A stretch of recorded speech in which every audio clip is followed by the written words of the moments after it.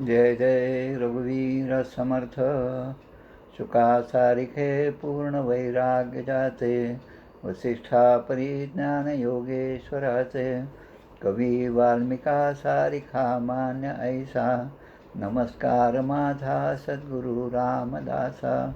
श्रीराम मला वाटते अंतरी त्वा वसावे, तुझ्या दासबोधासी त्वा बोध व्हावे. अपत्या परिपाववी प्रेमग्रासा, महाराज या सद्गुरु रामदासा. जय जय रघुवीर समर्थ. श्रीकृष्ण गोविंद हरे मुरारे, हे नाथ नारायण वासुदेव. प्रद्युम्न दामोदर विश्वनाथ, मुकुंद विष्णुर्भगवन् नमस्ते. सच्चिदानन्दरूपाय विश्वोत्पत्त्यादिहेतवे, तापत्रय विनाशाय श्रीकृष्णाय वयं नुमः. कृष्णाय वासुदेवाय हरये परमात्मने, प्रणतक्लेशनाशाय गोविन्दाय नमो नमः. वसुदेवसुतं देवं कंसचाणूरमर्दनं, देवकी परमानन्दं कृष्णं वन्दे जगद्गुरुं. कृष्णकमलपत्राक्षं पुण्यश्रवणकीर्तनं, वासुदेवं जगद्योनिं नौमि नारायणं हरिं. कृष्ण कृष्णेति कृष्णेति यो मां स्मरति नित्यशः, जलं भित्वा यथा पद्मं संसारात् उद्धरास्म्यहं. कृष्णाय वासुदेवाय देवकी नन्दनाय च, नन्दगोपकुमाराय गोविन्दाय नमो नमः. नमः पंकजनाभाय नमः पंकजमालिने, नमः पंकजनेत्राय नमस्ते पंकजांग्रे. गोपाल कृष्ण भगवान की जय. जय जय रघुवीर समर्थ.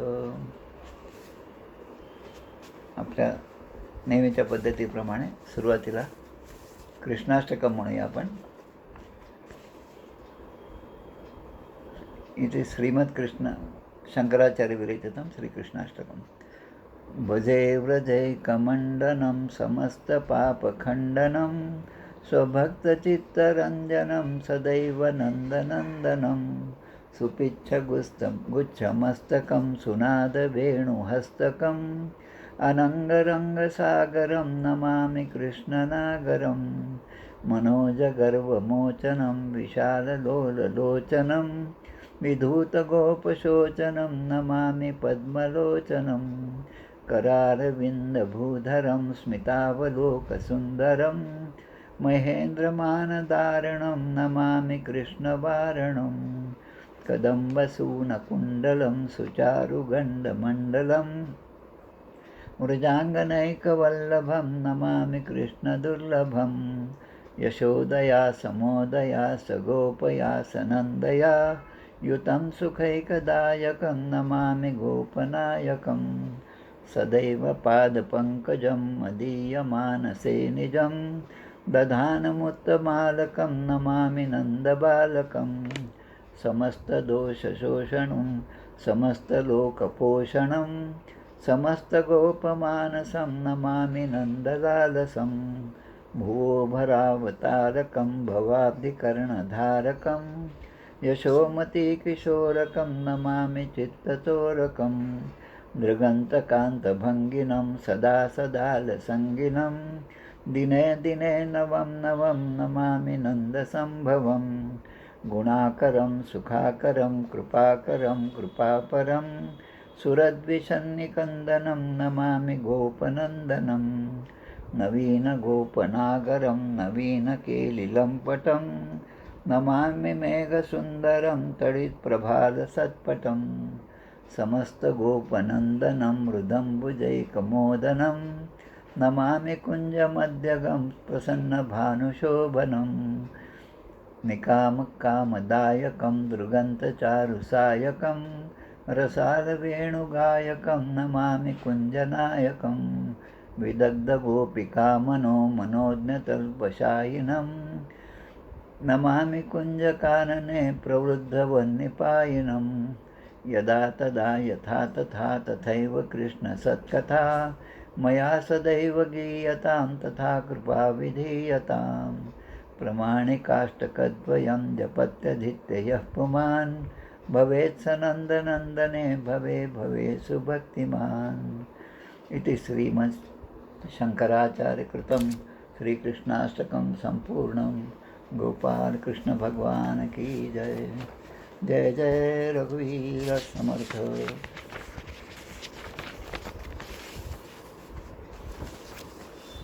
श्रीमद भागवत ग्रंथाचा सुरुवातीला श्रीमद भागवत महात्म्य सांगितलेलं आहे. ते पद्मपुराणातील उत्तरखंडामध्ये 6 अध्याय आहेत. त्याचा आपण विचार करीत आहोत. त्यातला पहिला अध्याय जो आहे त्यामधले 71 श्लोक आपले झालेत. पहिल्या अध्यायामध्ये 80-82 श्लोक आहेत. या पूर्ण 6ही अध्यायामध्ये 70-80च्या वर श्लोक आहेत. आपल्याला मागच्या वेळेस लक्षात असेल, या कलियुगामध्ये कोणत्या कोणत्या गोष्टीची हानी झाली आहे आणि कलियुगाचं लक्षण काय, त्यामुळे आपली भक्ती दृढ होण्यासाठी किती प्रकारचे विघ्न येतात. पण तरी पण भक्ती दृढ होण्यासाठी देवर्षी नारदांनी अनेक प्रयत्न असे केलेले आहेत. आणि त्या प्रयत्नामध्ये हा पहिला अध्याय जो होता तो नारद आणि भक्ती संवाद या अर्थाचा तो अध्याय तो आपण पाहत आहोत. त्यातले शेवटचे 5-6 श्लोक आहेत ते आपण सुरुवातीला पाहूया. या ठिकाणी म्हणणं असं आहे की तीर्थ असेल, तप असेल, योग असेल, दान असेल, हे सगळं कलियुगामध्ये आहे. त्याचं सार जे आहे, सार म्हणजे त्याच्यातलं जे आपल्याला ग्रहण करायला पाहिजे ते सगळं त्या ठिकाणी ते सार ते नष्ट झालेलं आहे या कलियुगाच्या प्रभावामुळे. विप्रेर भागवती वार्ता गेहे गेहे जने जने कारिता कणलोभेन कथा सारस्ततो गतः. म्हणजे धनधान्याच्या लोभाने अनेक ब्राह्मण मंडळी श्रीमद भागवताचा सप्ताह असो किंवा कुठलंही प्रवचन असो, कीर्तन असो, हे जे करतात तर ते घरी घरी जाऊन करतात. कारण काय, कारिता कणलोभेनं, कणलोभेनं म्हणजे धनाच्या आशेने ते घरोघरी जाऊन असे कथा कीर्तन करीत आहेत. आणि असं केल्यामुळे कथा सारस्ततो गतः, त्या कथेमधलं सार जे आहे ते सगळं निघून गेले आहे. दुसरीकडे काय, अत्यग्रभूरी कर्माणो नास्तिका रौरवा जनाः तेपि निष्ठन्ति तीर्थेषु तीर्थसारस्ततो गतः. बरं, तीर्थक्षेत्र आहेत त्या ठिकाणी जाऊन पाहिलं तर कलीचा प्रभाव कसा दिसतो आपल्याला, की त्या ठिकाणी तीर्थक्षेत्रामध्ये अनेक लोक असे असतात की जे घोर कर्म करणारे आहेत. म्हणजे जे कर्म निषिद्ध आहेत तेच कर्म करणारे त्या ठिकाणी अनेक लोक असतात. पाखंडी लोक असतात, नास्तिक असतात. तर ते खरं म्हणजे नरकात जाण्याच्याच योग्य असतात. पण तीर्थक्षेत्राच्या ठिकाणी राहिल्यामुळे आपल्याला असं वाटतं की ते सध्या खूप सिद्ध असे सत्पुरुष आहेत.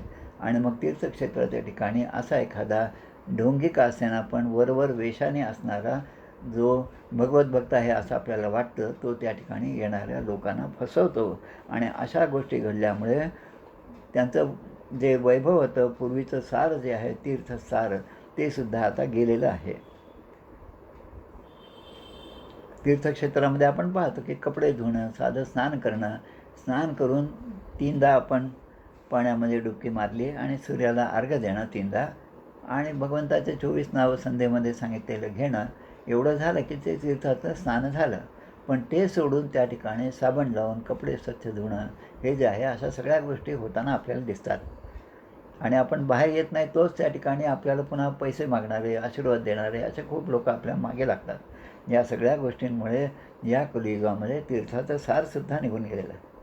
बरं, आता तप म्हटलं, तपाचं सार तरी आहे का, तर त्या ठिकाणी असं आहे, जे तप करतात त्यांच्या ठिकाणी अजून मुळामध्येच काम, क्रोध, अतिलोभ, अभिलाषा या गेलेल्या नाहीत. आणि ते सुद्धा तप करू लागलेले असल्यामुळे तपाचेही सार निघून गेलेले आहे असं या ठिकाणी सांगत आहेत. आता पुढे असा विचार येतो की मनावर नियंत्रण असेल, समजा आपण आपलं मनावर नियंत्रण केलं तर आपण लोभ, दंभ, नास्तिकता, षडविकार याच्यावर आपण विजय मिळवू शकतो. पण ते पण या ठिकाणी होत नाही. म्हणून ध्यान योग फलम गतम, त्याचंही फल निघून गेलेलं आहे. बरं, विद्वानांच्या ठिकाणी विद्वत्ता भरपूर आहे. ते प्रत्येक गोष्टीचा अर्थ चांगल्या प्रकारे सांगतात. 7-8 प्रकारचे शब्द त्याचे अर्थसुद्धा सांगतात. पण हे सगळं सांगत असताना त्यांचं लक्ष जे आहे ते एखाद्या कीर्तनकाराच्या ठिकाणी कीर्तन झाल्यानंतर त्या ताटामध्ये किती पैसे येतात तिकडे असतं. जसं काही त्या ताटातल्या पैशावरच त्याचे उपजीविका चालते.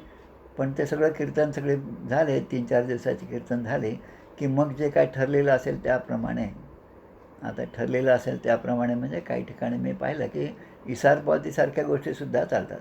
आता असं झाल्यामुळे त्या म्हणजे ज्ञानी जे लोक आहेत त्यांच्यातलं सारसुद्धा निघून गेलेलं आहे. आणि जे खरे ज्ञानी आपल्याला वाटतात, पंडित असे वाटतात, पंडितास्तु कलत्रेण रमन्ते महिषा इव, म्हणजे म्हशीसारखे जनावराप्रमाणे आपापल्या घरामध्ये कुटुंबाच्या सुखामध्ये रममाण झालेले असे पंडितसुद्धा दिसतात.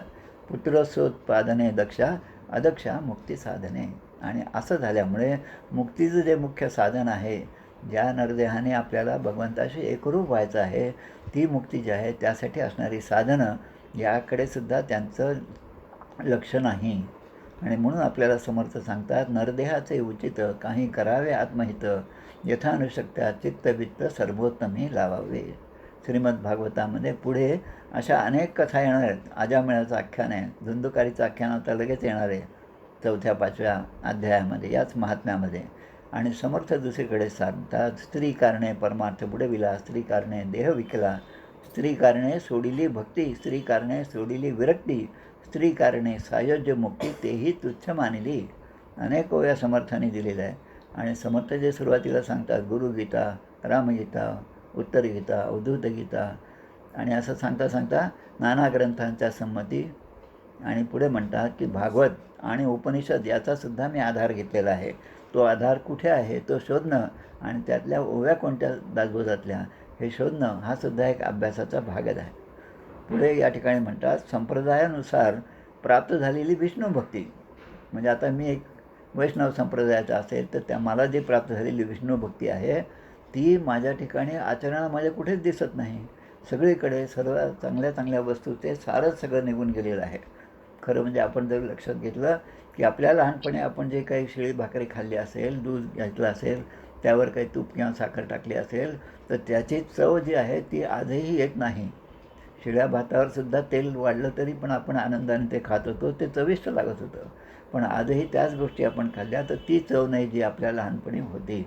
म्हणजे कलियुगाचा प्रभाव असा आहे, जसं एका ठिकाणी म्हणलेलं आहे की जुन्या नोटा, आता जुन्या नोटा किंवा डुप्लिकेट नोटा असा एक प्रश्न आता येतो पहा.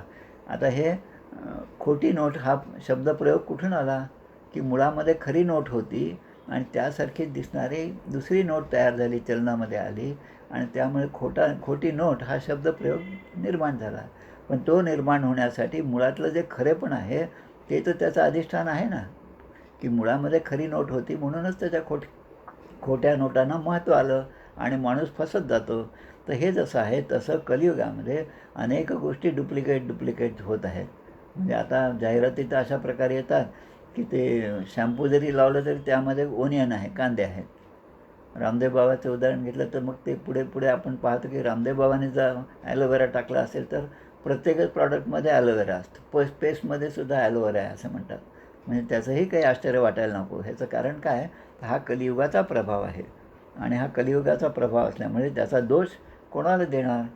म्हणून पुंडरीक्ष भगवान म्हणजे स्वतः भगवंत आपल्याजवळ असूनसुद्धा आपण हे सर्व सहन करतो. म्हणजे तो भगवंत या सगळ्या गोष्टी सहन करतो. ते का करतो असा तिचा प्रश्न होता. आणि भक्ती या सगळ्या विवेचन ऐकल्यानंतर नारदांकडून ती म्हणते, जयति जगती मायाम कायाधवस्ते वचनरचनमेकं केवलम चाकलय्य ध्रुवपदपि यातो यत्कृपातो ध्रुवोयम सकल कुशलपात्रम ब्रह्मपुत्रम नतास्मी. म्हणजे केवळ आपण उपदेश केल्यामुळे मला आपली भेट झाली आणि त्यामुळे माझ्या म्हणजे खिन्नतेचं जे कारण आहे त्याचं मला हे उत्तर मिळेल असं मला वाटतं. आणि ते म्हणतात की या ठिकाणी कयादू पुत्र म्हणजे प्रल्हाद, हिरण्यकशिपूचा मुलगा प्रल्हाद, याने सुद्धा मायावर विजय मिळवला आणि त्याचं मुख्य कारण त्याचे सद्गुरू तुम्ही होतात म्हणून नारदांना भक्ती हे सांगत आहे. ध्रुवाने सुद्धा आढळपदी अंबरात बसविले ध्रुवाला, संकटात पीतांबर दिला द्रौपदीला, असं नाट्यसंगीतामधलं गाणं आहे, पण खूप चांगलं असं आहे.